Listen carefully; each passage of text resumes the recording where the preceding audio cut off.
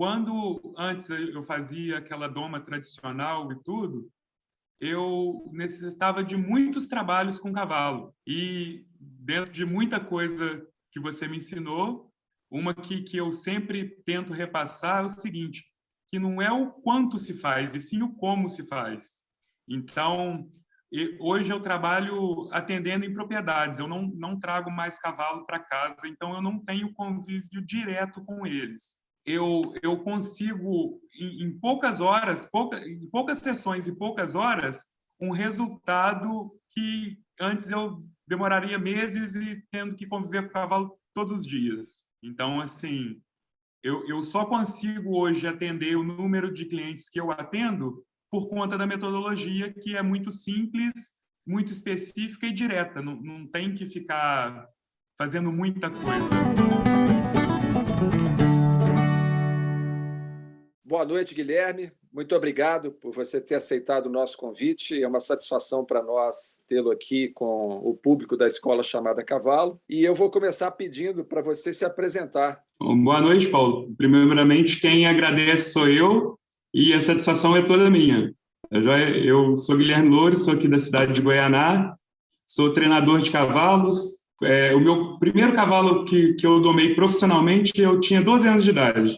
Eu já tinha antes domado alguns cavalos da fazenda do meu avô, e aí, por conta disso, surgiu uma demanda e eu me aventurei. Comecei brincando, mas estou aí nesse caminho até hoje. Eu te conheci em 2014, quando você foi fazer uma apresentação no Hospital Veterinário Estrada Real. E aí eu me inscrevi para essa palestra de apresentação.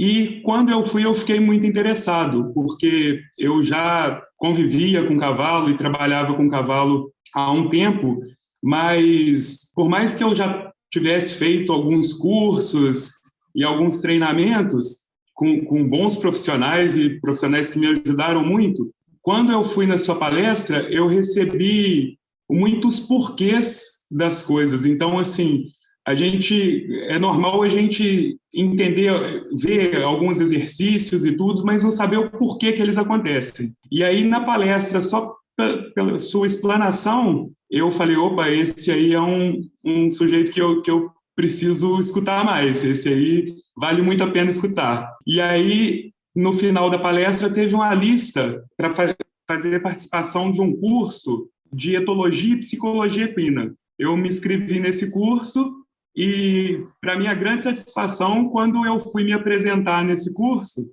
eu relatei que trabalhava em um aras na época em Piau e que era de Goianá. E aí você falou que tinha parentes, tinha vínculos em Piau e que isso me enche de orgulho e que uma das melhores mãos de rédeas que você tinha conhecido morava em Goianá e se chamava Antônio Carlos. E aí eu me espantei e descobri que era o meu pai. E eu tive a grande satisfação de vocês já serem amigos. E com isso eu ganhei não só um professor, mas um padrinho, né? E sou muito grato por isso. Muito legal, Guilherme. Realmente foi isso mesmo que aconteceu. O seu pai é um cavaleiro extraordinário que eu conheci ainda na juventude e eu era admirador dele, né? Ele acertava cavalos, como se diz na região, dava um polimento, né, técnico no cavalo depois que ele era domado, e eu admirava muito o seu pai como cavaleiro. E quem diria, né, que eu viria a conhecer e poder depois instruir um filho dele, né, que é você. Foi muito legal isso. E diga para nós aí como é que você trabalhava com cavalos, ou como é que era o seu trabalho antes de você conhecer as metodologias de ensino que você acessou depois da nossa relação instrucional.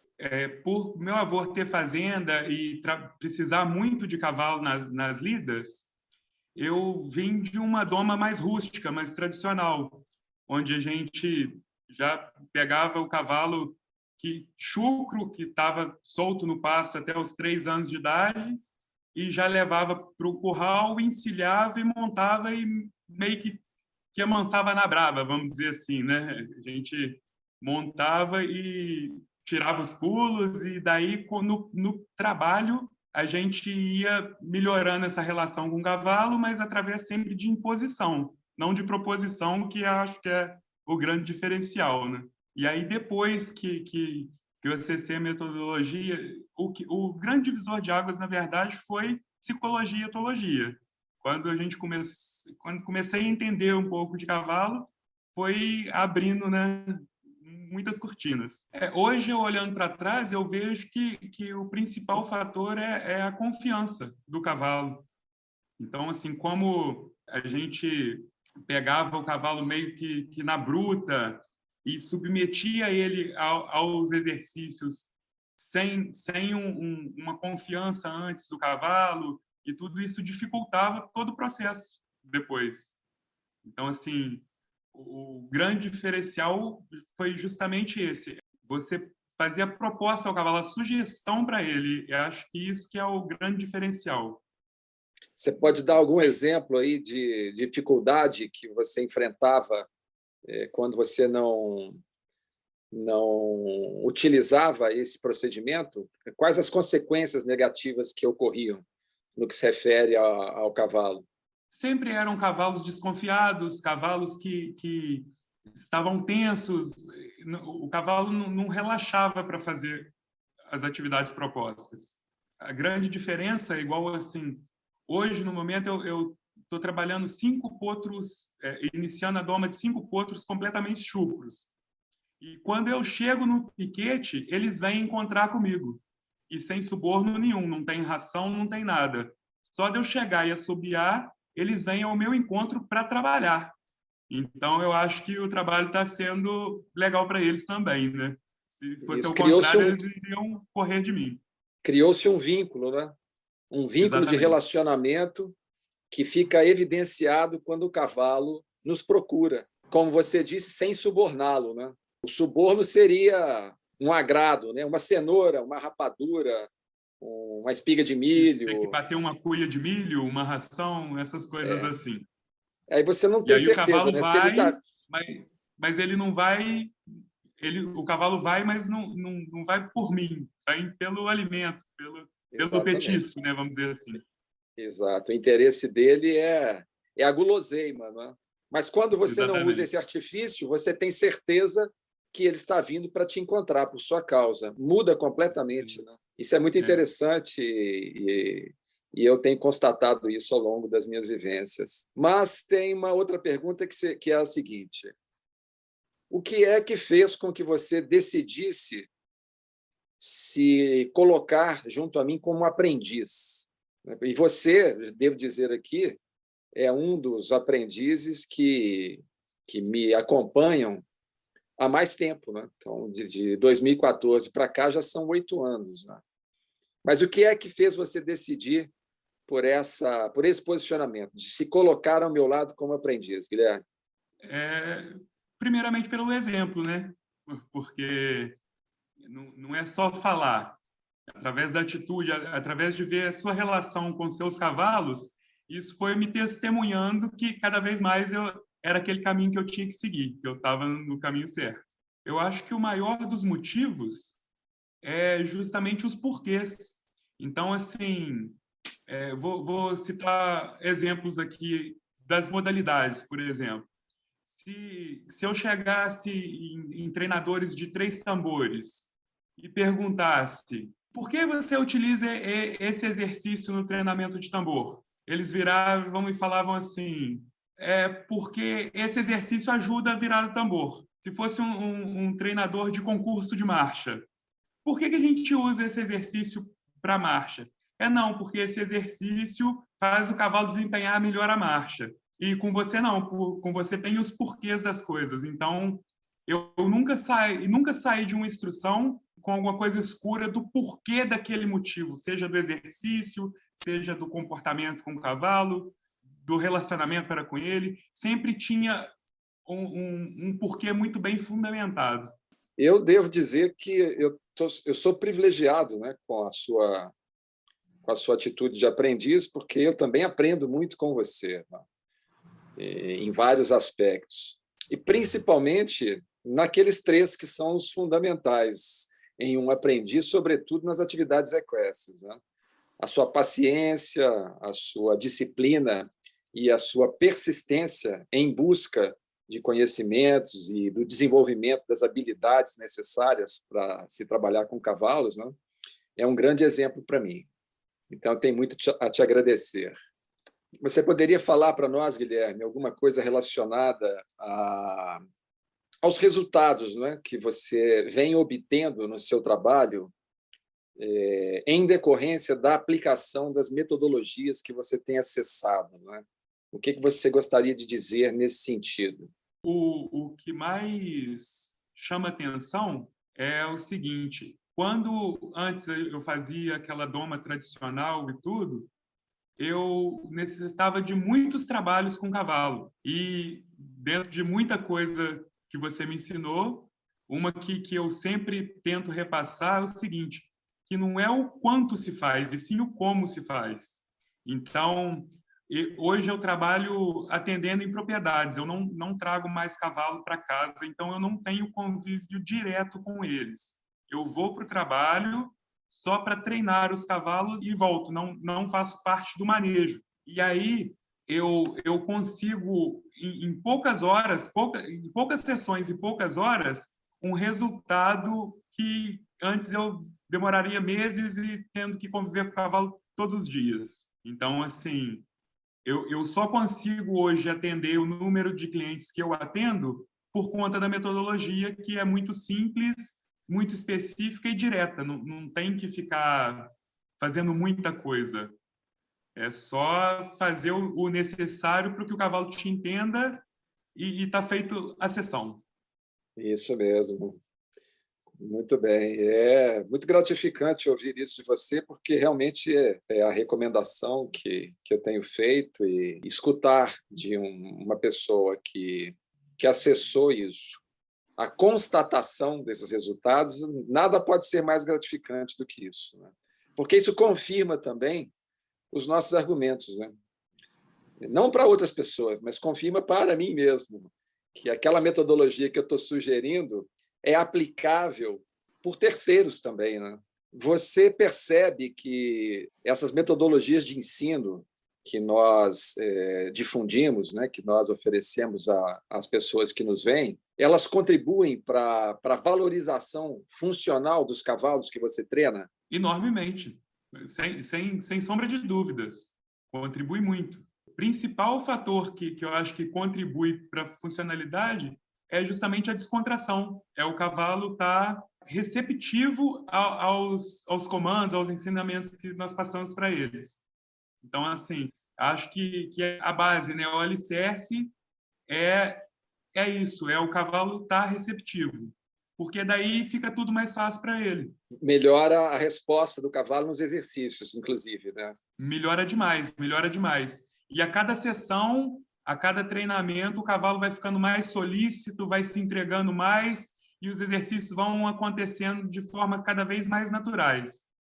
Então, assim, fazendo uma comparação com antes, hoje eu consigo enxergar que muitas vezes não é que o cavalo não tenha potencial físico. O que acontece é que a mente dele se bloqueia e, com isso, o corpo. Quando você acessa ele sem fazer esse bloqueio na mente, o corpo se solta e os exercícios vão acontecendo naturalmente. Exatamente, porque, na verdade, essa é a ordem a ser obedecida, não é?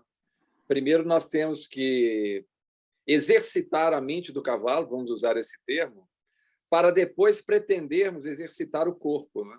O cavalo tem que se entregar psiquicamente, emocionalmente, e estabelecermos ali uma relação instrucional positiva e dentro também de uma certa hierarquia, ele tem que nos reconhecer ali como líder, né?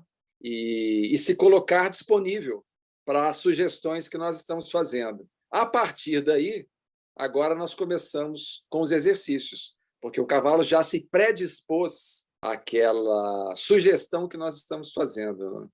É isso mesmo. Você acha que os cavalos que são assim treinados, eles valem mais no mercado? Com certeza. Com Por certeza, que motivo? muito mais. Dá para nós aí um exemplo de valorização. Como é que o cavalo valoriza? Como é que ele é valorizado? Em que aspecto ele é valorizado? Então, seguindo essa linha da descontração, da predisposição do cavalo, acho que o que tem maior valor é se tornar um cavalo confiante. Então, assim, independente da modalidade, independente da utilidade do cavalo, é um cavalo que qualquer um que tenha o mínimo de traquejo equestre consegue acessar muito fácil. Então, assim, depois de poucas sessões, eu tenho relatos de clientes conseguirem passear em cavalos que antes eram desconfortáveis por conta de peso excessivo nas rédeas, por conta de ser muito assustadiço. E quando o cavalo já faz esse primeiro dever de casa, essa primeira lição, que é começar a prestar atenção no seu cavaleiro, já tem uma valorização enorme. E sem falar na funcionalidade. Os exercícios fazem com que o cavalo consiga carregar o cavaleiro com muito maior facilidade, sem dores, porque antes ele é trabalhado e ginasticado para que o corpo dele consiga suportar a carga do cavaleiro. Então, são muitos os benefícios. Ótimo, é toda uma preparação, né? Se você me permite, eu vou acrescentar. Você falou que o cavalo se torna confiante e confiável.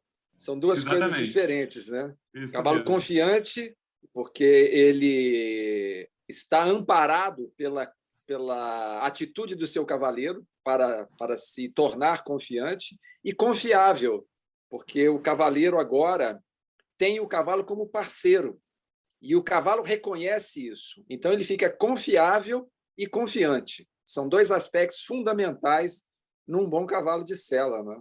Estou de acordo com você, estou de pleno acordo com você.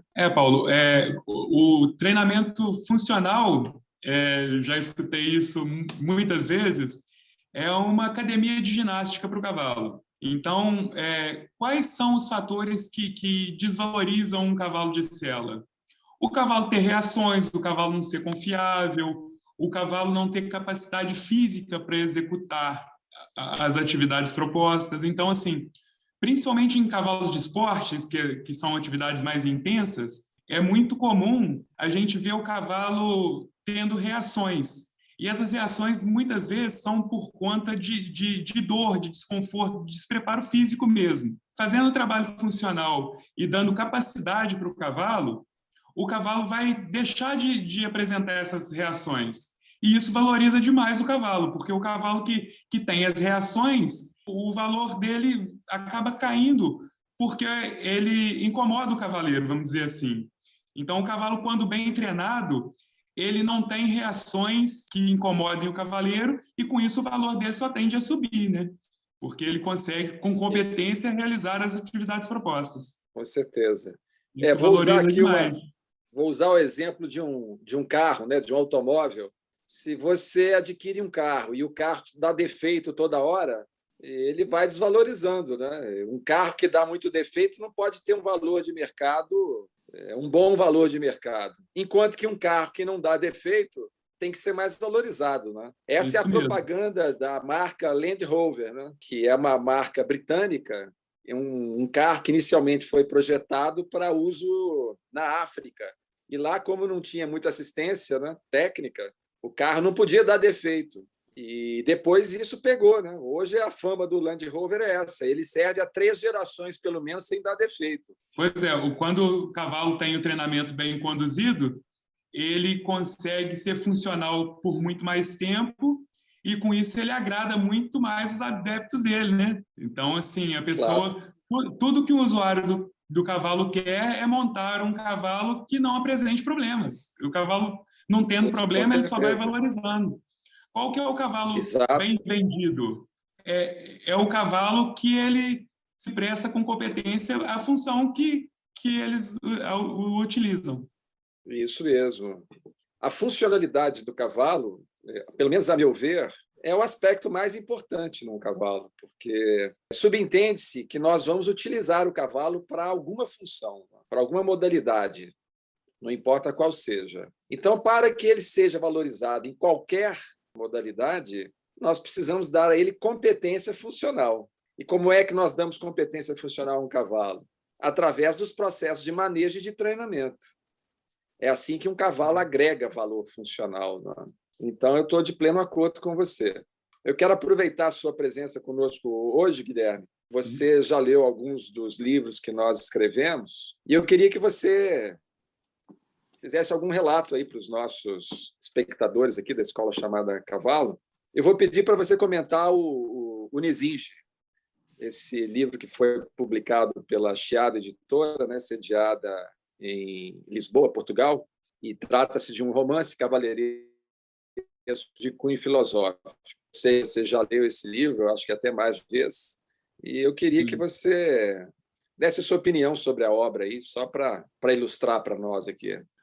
Bom, esse livro foi um livro que me marcou muito por diversos motivos, mas o principal, acho que eu posso falar que o principal deles é que ele ensina muito sobre os cavalos, mas ele nos faz refletir muito sobre nós mesmos. Então, assim, quando eu li da primeira vez, eu tive uma visão, e acredito por estar num nível. Quando eu li da segunda vez, as interpretações já foram outras, por já ter mais conhecimentos. Então, ele só acrescenta a cada vez. É aquele negócio, né? A gente, de brinde, ganha uns cavalinhos melhores, mas, na verdade, a gente está treinando nós mesmos. A ideia é essa, né? A ideia do conteúdo que foi oferecido é exatamente essa. É um livro que estimula o leitor a reflexões íntimas, né? E ao processo de busca de autoaprimoramento, e, no caso, usando o cavalo como escola, né? E aí, na relação com o cavalo, depois que você lê o livro, que você acessa o conteúdo dele, você para de falar assim, por que esse cavalo está fazendo isso? E começa a se perguntar, o que eu estou fazendo para esse cavalo estar fazendo isso? Então, esse livro, sem dúvida, me ajudou demais nesse quesito.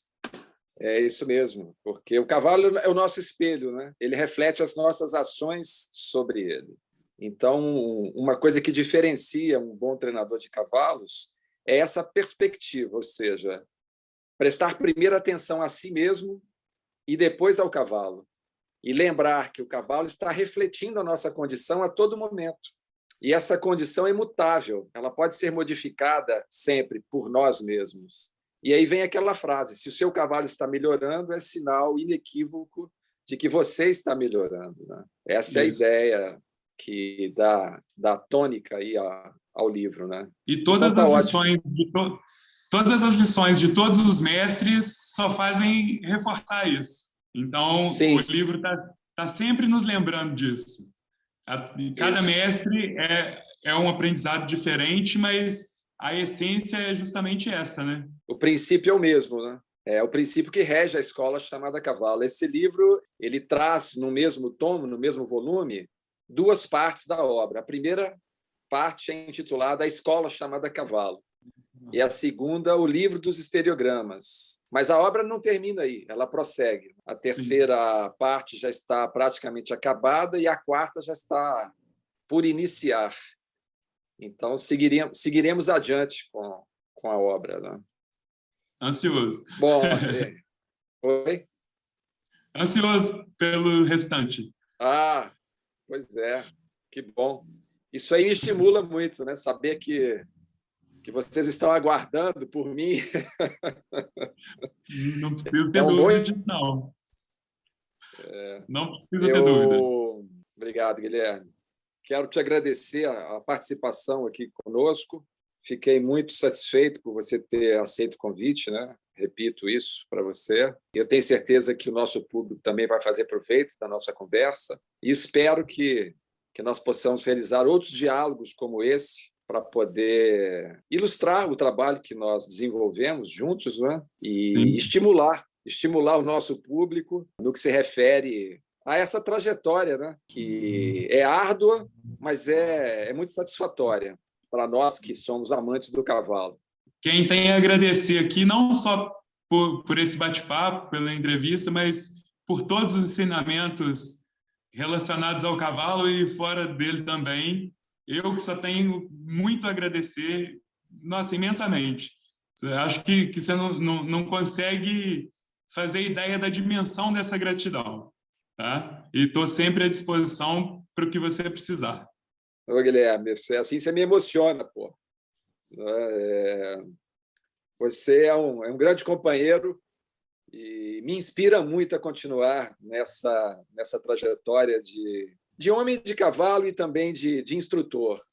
Quando aparece um aprendiz como você, eu ganho outro fôlego, renova todo o meu expediente e faz com que os meus empenhos valham a pena. Eu que tenho a te agradecer, viu? Muito obrigado. Eu não acredito que seja isso tudo, não, mas muito obrigado. Ok. Então, vamos encerrar por aqui. Uma boa noite para você e até breve. Até. Boa noite.